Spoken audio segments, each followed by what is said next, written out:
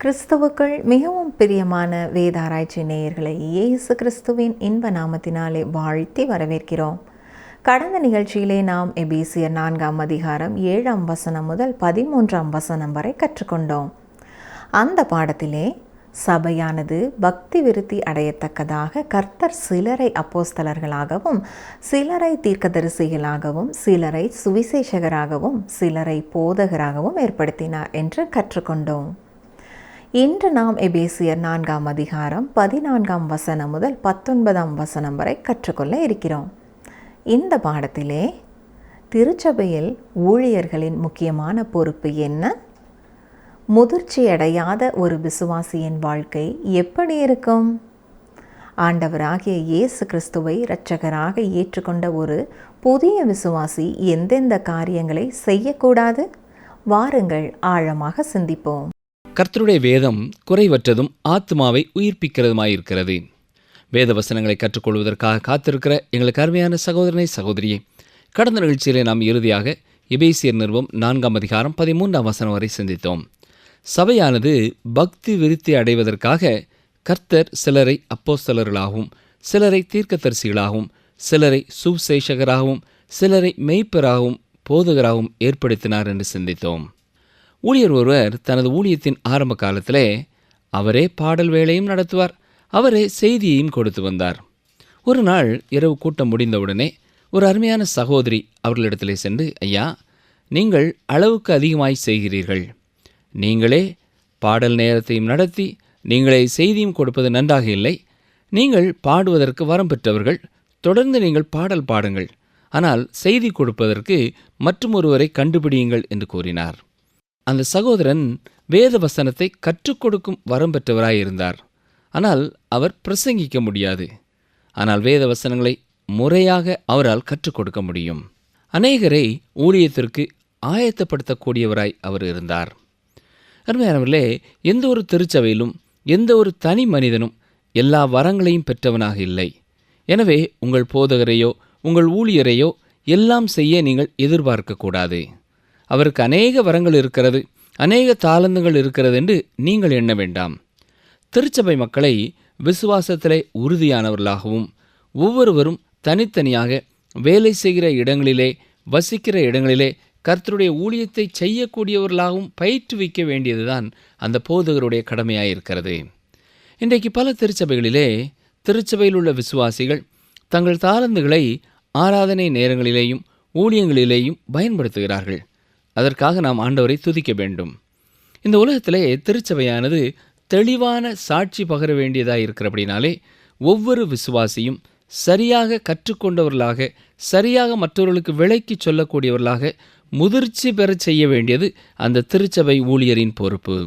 இன்றைக்கு ஆலய ஆராதனைக்கு வரும் பலர் தாங்களும் இந்த உலகத்திலே மற்றவர்களுக்கு சாட்சி பகர வேண்டியவர்கள் என்பதை அறியாதவர்களாக இருக்கிறார்கள்.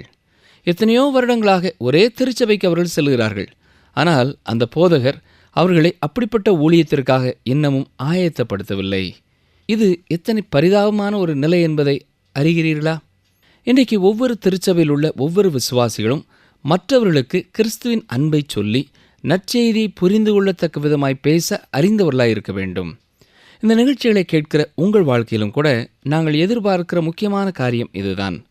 நீங்கள் வசனத்தை கேட்கிறவர்களாக மட்டுமல்ல, அதற்கு கீழ்ப்படுகிறவர்களாக மட்டுமல்ல, நீங்கள் புரிந்து கொண்ட சத்தியத்தை உங்களால் இயன்ற மட்டும் நீங்கள் வாழும் இடங்களிலே மற்றவர்களோடு பகிர்ந்து கொள்ளுங்கள். உங்களிலே சிலர் இவ்வாறு செய்கிறீர்கள் என்பதை குறித்து எழுதியிருந்தீர்கள். உங்களுக்காக நாங்கள் ஆண்டவருக்கு ஸ்தோத்திரம் செலுத்துகிறோம். எபேசியர் 4ஆம் அதிகாரம் 14ஆம் வசனம், நாம் இனி குழந்தைகளாயிராமல் மனுஷருடைய சூதும் வஞ்சிக்கிறதற்கேதுவான தந்திரமும் உள்ள போதகமாகிய பலவித காற்றினாலே அலைகளைப் போல அடிபட்டு அலைகிறவர்களாயிராமல். விசுவாசிகள் எப்பொழுதுமே விசுவாச வாழ்க்கையில் குழந்தைகளாக இருக்கக்கூடாது. ஞாபகம் இருக்கிறதா? கொரிந்து சபை மக்களுக்கு பவுல் எழுதும் பொழுது அவர்களை மாம்சத்துக்குரியவர்கள் என்று எண்ணி எழுத வேண்டியதாக இருக்கிறது என்கிறார். இன்றைக்கு பல விசுவாசிகள் அடிப்படை சத்தியத்தை தெளிவாக அறிந்து கொள்ளாதபடினாலே வேதத்தை யார் வித்தியாசமாய் போதித்தாலும் அதை உண்மை என்று எண்ணி விடுகிறார்கள். நம்முடைய வீட்டிலே ஒரு குழந்தை பிறந்திருக்கிறது. அது பல ஆண்டுகளாக அப்படியே குழந்தையாகவே இருக்குமென்றால் அது எத்தனை வேதனையான ஒரு காரியமாக இருக்கும் இல்லையா? எந்த ஒரு குழந்தையையும் ஒரு ஆகாய விமானத்தை ஓட்டும்படியாகவும் உட்கார வைக்கிறதில்லை. ஒருவேளை உங்கள் பையனோ உங்கள் பேரனோ மிகவும் சுறுசுறுப்பாக காரியங்களை செய்யலாம். ஆனால் அதற்காக அவன் சிறுவனாயிருக்கும் பொழுதே அவனை கொண்டு ஒரு ஆகாய விமானத்தை ஓட்டச் சொல்ல முடியாது. ஒரு கப்பலை வழிநடத்தி செல்லும்படியாக சிறு பிள்ளைகளுடைய கரங்களிலே கொடுத்தால் கப்பல் அங்கும் இங்குமாக கடந்து செல்லும். அது சரியாக செலுத்தப்பட வேண்டிய பக்கம் செலுத்தப்பட முடியாது. அவர்கள் சீக்கிரமாய் சோர்ந்து போய் விடுவார்கள், வழியை தவற விட்டு விடுவார்கள். இதுதான் முதிர்ச்சி பெறாத ஒரு விசுவாசியின் வாழ்க்கையுமாய் இருக்கிறது. நன்றாக கவனியுங்கள். மனுஷருடைய சூதும் வஞ்சிக்கிறதற்கேதுமான தந்திரமும் உள்ள போதகமாகிய பலவித காற்றினாலே அலைகிறவர்களாக இருக்கக்கூடாது. கிறிஸ்து திருச்சபைக்கு பலவிதமான வரங்களை கொடுத்திருப்பது நோக்கம் திருச்சபை விசுவாசிகள் குழந்தைகளாக இராமல் முதிர்ச்சி பெற்றவர்களாய் மாற வேண்டும் என்பதற்காகத்தான். ஆண்டவருடைய வசனத்தை கற்றுக்கொள்கிறவர்கள் குழந்தைகளுக்கு வைத்தியம் செய்கிறவர்களைப் போல இருக்கிறார்கள். குழந்தைகள் பிறப்பதற்கு உதவி செய்யும் வைத்தியர்கள் சில வேளை நடு இரவு 1 மணி 2 மணிக்கெல்லாம் வேலை செய்ய வேண்டியது இருக்கிறது. ஆனால் சுகத்தோடும் பத்திரமாகவும் அந்த குழந்தையை இந்த உலகத்திற்குள்ளே கொண்டு வந்த பின் அவருடைய பணி முடிவடைகிறது. அந்த குழந்தை வளர்வதற்கு கவனிக்க வேண்டியது குழந்தைகள் நலனை குறித்து அறிந்திருக்கும் ஒரு வைத்தியர்தான்.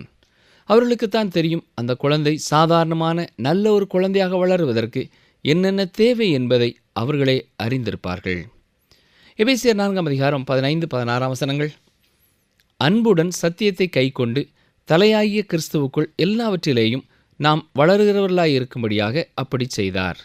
அவராலே சரீரம் முழுவதும் அதற்கு உதவியாயிருக்கிற சகல கணுக்களினாலும் இசைவாய் கூட்டி இணைக்கப்பட்டு ஒவ்வொரு அவயவமும் தன் தன் அளவுக்கு தக்கதாய் கிரியை செய்கிறபடியே அது அன்பினாலே தனக்கு பக்தி விருத்தி உண்டாக்குகிறதற்கேதுவாக சரீர வளர்ச்சியை உண்டாக்குகிறது.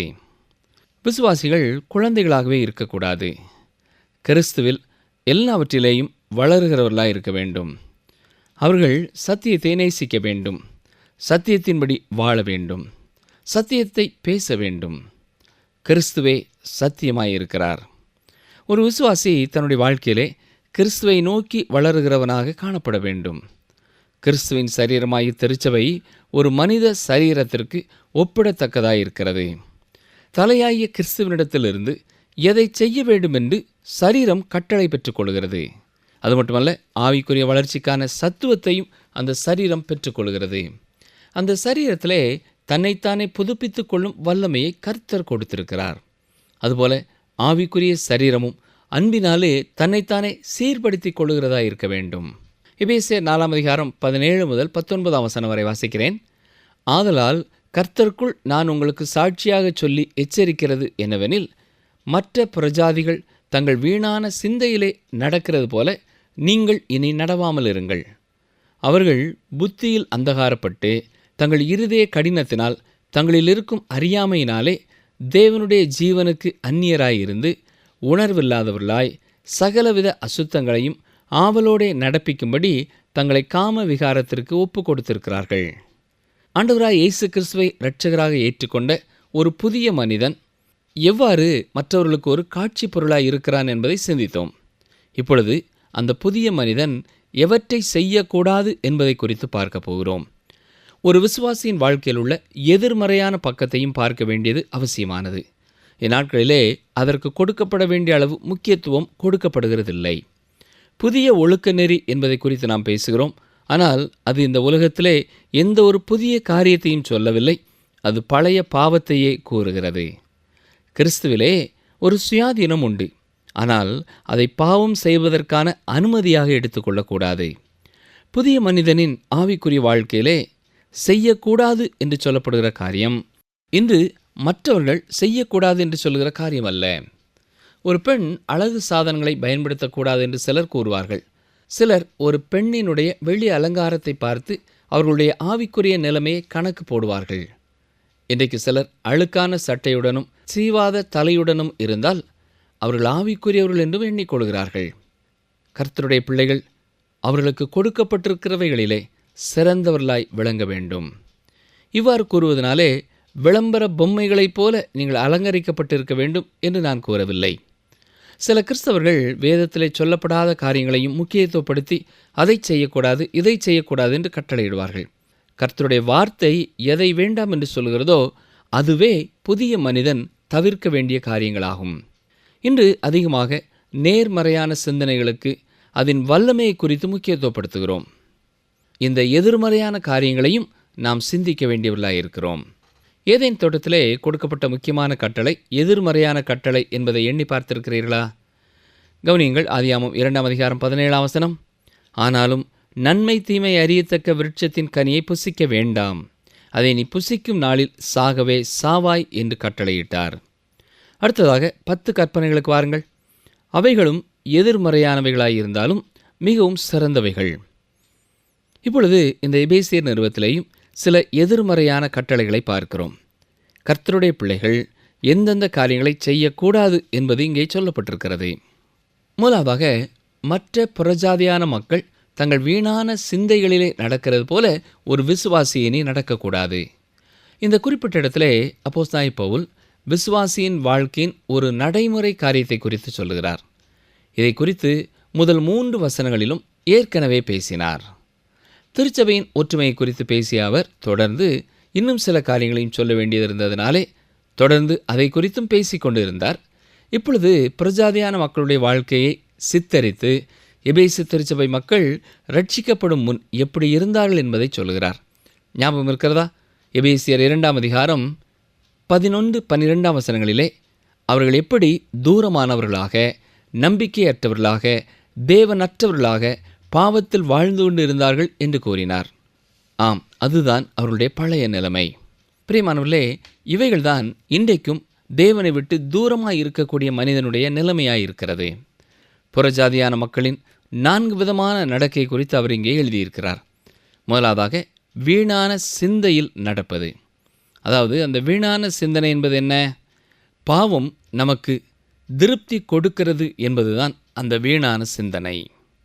பிரியமானவர்களே, இன்றைக்கும் எத்தனையோ பேர் பாவம் தங்களுக்கு ஒரு இன்பத்தை கொடுக்கிறது, ஒரு திருப்தியை கொடுக்கிறது என்று எண்ணி அதிலே வாழ்ந்து கொண்டிருக்கிறார்கள்.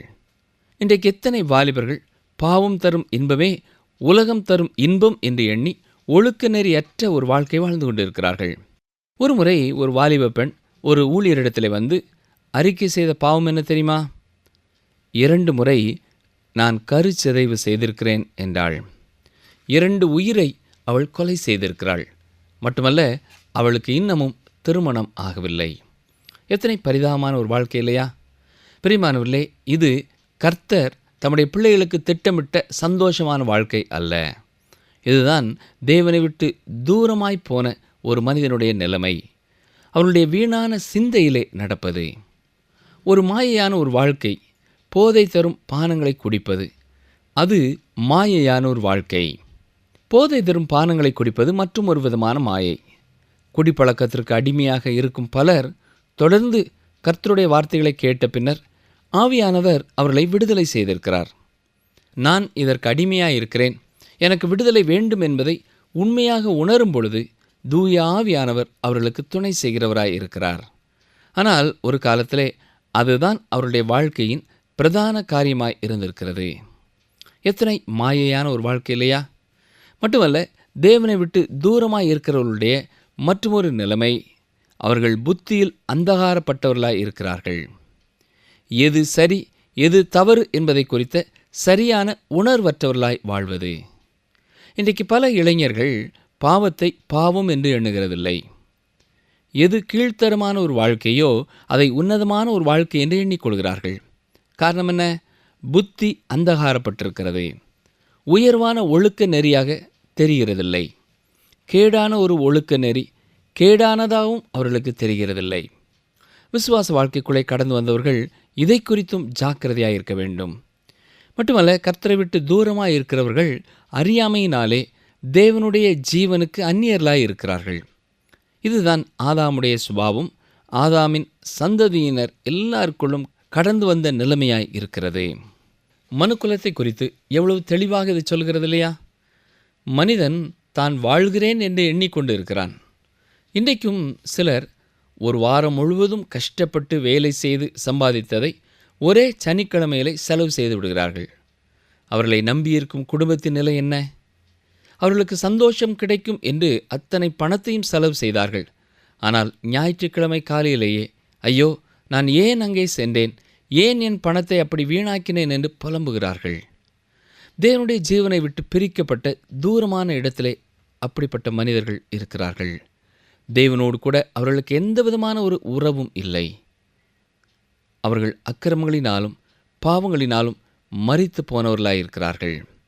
தேவனோடு உறவு வைத்திருப்பதனாலே கிடைக்கக்கூடிய எண்ணி பார்க்க முடியாத நன்மைகளை அறியாதவர்களாயிருக்கிறார்கள். இதன் விளைவு என்ன? அவர்களுடைய இருதயம் கடினப்பட்டு விடுகிறது. அது மட்டுமல்ல, உணர்வில்லாதவர்களாய் சகலவித அசுத்தங்களையும் ஆவலோடே நடப்பிக்கும்படி தங்களை காம விகாரத்திற்கு ஒப்பு கொடுத்திருக்கிறார்கள் என்று வாசிக்கிறோம். தொடர்ந்து பாவ வாழ்க்கையிலே வாழுகிறதுனாலே தாங்கள் ஒழுக்க நெறி தவறி வாழுகிறோம் என்ற உணர்வில்லாதவர்களாய் போய்விடுகிறார்கள். இன்று பலர் இப்படிப்பட்ட நிலைமைகளிலே இருக்கிறார்கள். திரும்ப திரும்ப அதே பாவங்களை செய்வதனாலே மேலும் மேலும் ஆழமாக பாவங்களுக்குள்ளே சென்று கொண்டு இருக்கிறார்கள். ஒவ்வொரு நாள் இரவும் பாவங்கள் பெருகிக் கொண்டே செல்கின்றன. பிரியமானவர்களே, பாவத்திலே வாழுகிற மனிதன் பாவத்திலே திருப்தி அடைகிறதில்லை. அநேக பாவங்களிலே வாழுகிறவர்களாய் காணப்படுகிறார்கள். இந்த நிலைமையைத்தான் ரோமர் 1 அதிகாரம் விவரமாய் சொல்கிறது. தேவன் அவர்களை அசுத்தத்திற்கு ஒப்பு கொடுத்தார் என்று வாசிக்கிறோம். நீங்களும் கூட இப்படிப்பட்ட ஒரு நிலைமைக்கு சென்றுவிட முடியும். மறக்கப்பட்ட ஒரு பாவியாக, வெளிவர முடியாத ஒரு பாவியாக, தேவனுக்கும் உங்களுக்கும் நிரந்தரமாக தூரம் போய்விட்டவர்களாக நீங்கள் கடந்து சென்று விட முடியும். ஒருவேளை இந்நாட்களிலே ஆண்டவர் உங்களோடு பேசி கொண்டிருப்பார் என்றால் நீங்கள் அவரண்டை மனம் திரும்புங்கள். இதுவே அனுக்கிரக காலம், இதுவே இரட்சணிய நாள். கிறிஸ்தவர்கள் எப்படிப்பட்ட உன்னதமான நிலைமைக்கு அழைக்கப்பட்டிருக்கிறார்கள் என்பதை முதல் 3 அதிகாரங்களிலே கூறியவர் 4வது அதிகாரம் முதல் கிறிஸ்தவ வாழ்க்கையின் நடக்கை இந்த உலகத்தில் எப்படிப்பட்டதாக இருக்க வேண்டும் என்பதை கூறிக்கொண்டிருக்கிறார். கிறிஸ்தவ விசுவாசிகளுக்குத்தான் இதை எழுதுகிறார். கிறிஸ்தவ விசுவாசிகளும் கூட தேவனை விட்டு இப்படி தூரமாய் போய்விட வாய்ப்பு இருப்பதனாலே நீங்கள் குழந்தைகளாய் இராமல் வளருகிறவர்களாய் இருக்க வேண்டும் என்று ஊக்கப்படுத்துகிறார். வேத ஆராய்ச்சி நிகழ்ச்சியை தொடர்ந்து கேட்டுக்கொண்டிருக்கிற உங்கள் வாழ்க்கையிலே அடிக்கடி நீங்கள் ஆராய்ந்து பார்க்க வேண்டிய ஒரு காரியம் என்னவென்றால், நீங்கள் ஆவிக்குரிய வாழ்க்கையிலே வளர்ந்திருக்கிறீர்களா என்பதை எண்ணி பாருங்கள். கடந்த காலங்களிலே நீங்கள் அவருடைய பிள்ளைகளாக வாழ்ந்ததை விட இன்னும் அதிகமாக அவரை நேசிக்கிறவர்களாக, இன்னும் அதிகமாக கர்த்தருக்கு பிரியமான காரியங்களை செய்கிறவர்களாக, இன்னும் அதிகமாக அவருக்கு பயப்படும் பயமுள்ளவர்களாக, கர்த்தர் அருவருக்கிற காரியங்களை விட்டு விடுகிறவர்களாக இருக்கிறீர்களா? அல்லது மேலும் மேலும் கர்த்தரை விட்டு தூரமாய் சென்று கொண்டு இருக்கிறீர்களா என்பதை கவனித்து பாருங்கள். அக்கிரமங்களிலும் பாவங்களிலும் இருந்து மீட்கப்பட்ட நாம் மறுபடியும் அப்படிப்பட்ட வாழ்க்கைக்குள்ளே கடந்து செல்லாதபடி அவரிலே நிலைத்திருக்கிறவர்களாயும் வளருகிறவர்களாயும் கனி கொடுக்கிறவர்களாயும் வாழ கர்த்தருடைய கரத்திலே நம்மை ஒருமுறை கூட தாழ்த்தி ஒப்பு கொடுப்போமா? ஜெபம் செய்வோம். எங்களை அதிகமாய் நேசிக்கிறீர்கள் அன்பின் பரமபிதாவே, இந்த நாளிலேயும் உம்முடைய வார்த்தைகள் மூலமாய் எங்களோடு நீர் பேசினதற்காக உமக்கு நன்றி செலுத்துகிறோம். நாங்கள் ஒவ்வொருவரும் எந்த நிலைமைகளிலே இருக்கிறோம் என்பதை நீர் அறிந்திருக்கிறீர் ஐயா. உம்மை துக்கப்படுத்துகிற எந்த காரியமாவது எங்கள் வாழ்க்கையிலே இந்நாட்களிலேயும் காணப்படும் என்றால் அதை நாங்கள் உணர்ந்து கொள்ளும் உணர்வுள்ள இருதயத்தை எங்களுக்கு தாரும். உணர்வற்றவர்களாய் தொடர்ந்து நாங்கள் பாவத்திலே வாழ்ந்து உம்மை விட்டு கொஞ்சம் கொஞ்சமாக தூரமாய் போய் விடாதபடி, கைவிடப்பட்ட ஒரு பாவியாக நாங்கள் கடந்து சென்று விடாதபடி கர்த்தர் தாமே எங்களை காத்துக்கொள்ள வேண்டும் என்று கெஞ்சுகிறோம். யார் யார் உமக்கு தங்கள் வாழ்க்கையை அர்ப்பணித்த பின்னரும் குறிப்பிட்ட பாவங்களிலே போராட்டத்தோடு வாழ்கிறார்களோ அவர்களுக்காக இன்றைக்கு நாங்கள் விசேஷமாய் ஜெபிக்கிறோம். அப்படிப்பட்ட வாழ்க்கையின் நிலைமையை எங்களோடு பகிர்ந்து கொண்ட சகோதர சகோதரிகளுக்காகவும் நாங்கள் உம்மை நோக்கி பார்க்கிறோம் ஐயா. கர்த்தாவே, நீர் ஒருவரே அவர்களை அப்படிப்பட்ட நிலைமைகளிலிருந்து விடுதலை செய்ய முடியும் என்பதை நாங்கள் விசுவாசிக்கிறோம். உம்முடைய வார்த்தைகளை நாங்கள் கவனமாக கேட்கவும், நீர் சொல்லும் தெளிவான சத்தியங்களை உண்மையான மனத்தாழ்மையோடு ஏற்றுக்கொண்டு உமக்கு கீழ்ப்படியவும் கிருபை செய்யும். ஜாக்கிரதையாயிருக்க வேண்டிய காரியங்களிலே நாங்கள் ஜாக்கிரதையாயிருக்கவும், எதிர்த்து நிற்க வேண்டிய காரியங்களிலே நாங்கள் எதிர்த்து நிற்கவும், உமக்காக வாழ விரும்புகிற உம்முடைய பிள்ளைகள் ஒவ்வொருவருக்கும் நீரே கிருபையை தந்தள்ள வேண்டும் என்று கெஞ்சுகிறோம். கிருபையினாலே விசுவாசத்தை கொண்டு ரட்சிக்கப்பட்டிருக்கிற நாங்கள் உம்முடைய தூய ஆவியின் வல்லமையினாலே தொடர்ந்து உமக்கு பிரியமாய் ஜீவிக்கவும் நீரே எங்களுக்கு கிருபை செய்யும். எங்களை பலப்படுத்தும். இயேசு இரட்சகரின் நல்ல நாமத்தினாலே கேட்கிறோம் பிதாவே, ஆமேன். அன்பர்களே, இந்த நாளிலும் நாம் கற்றுக்கொண்ட சத்தியங்கள் ஆவிக்குரிய வாழ்க்கையிலே வளர்வதற்கு மிகவும் உதவியாக இருந்திருக்கும் என்று நம்புகிறோம். சற்று திரும்பி பார்ப்போமா? ஒவ்வொரு விசுவாசியையும் சரியாக கற்றுக்கொண்டவர்களாக, மற்றவர்களுக்கு விளக்கி சொல்லக்கூடியவர்களாக முதிர்ச்சி பெற செய்ய வேண்டியது அந்த திருச்சபை ஊழியரின் பொறுப்பு. கிறிஸ்து திருச்சபைக்கு பலவிதமான வரங்களை கொடுத்திருப்பதின் நோக்கம், திருச்சபை விசுவாசிகள் குழந்தைகளாக இராமல் முதிர்ச்சி பெற்றவர்களாக மாற வேண்டும் என்பதற்காகத்தான். இன்று அநேகர் திரும்ப திரும்ப தாங்கள் செய்த அதே பாவங்களை செய்வதினாலே மேலும் மேலும் ஆழமான பாவங்களுக்குள்ளே சென்று கொண்டிருக்கிறார்கள். ஒவ்வொரு நாள் இரவும் பாவங்கள் பெருகி கொண்டே செல்கின்றன. பாவத்திலே வாழ்கிற மனிதன் பாவத்திலே திருப்தி அடைகிறதில்லை. அருமையானவர்களே, நீங்கள் தேவனை விட்டு தூரம் போய்விட்டவர்களாக காணப்படுகிறீர்களா? ஆண்டவர் இன்று உங்களோடு பேசுவார் என்றால் நீங்கள் மனம் திரும்புங்கள். இதுவே அனுக்கிரக காலம், இதுவே இரட்சணிய நாள். மீண்டும் அடுத்த நிகழ்ச்சியிலே சந்திப்போம். கர்த்தர் உங்களை ஆசிர்வதிப்பாராக. உங்கள் இருதயம் கலங்காதிருப்பதாக தேவனிடத்தில் விசுவாசமாயிருங்கள். யோவான் 14:1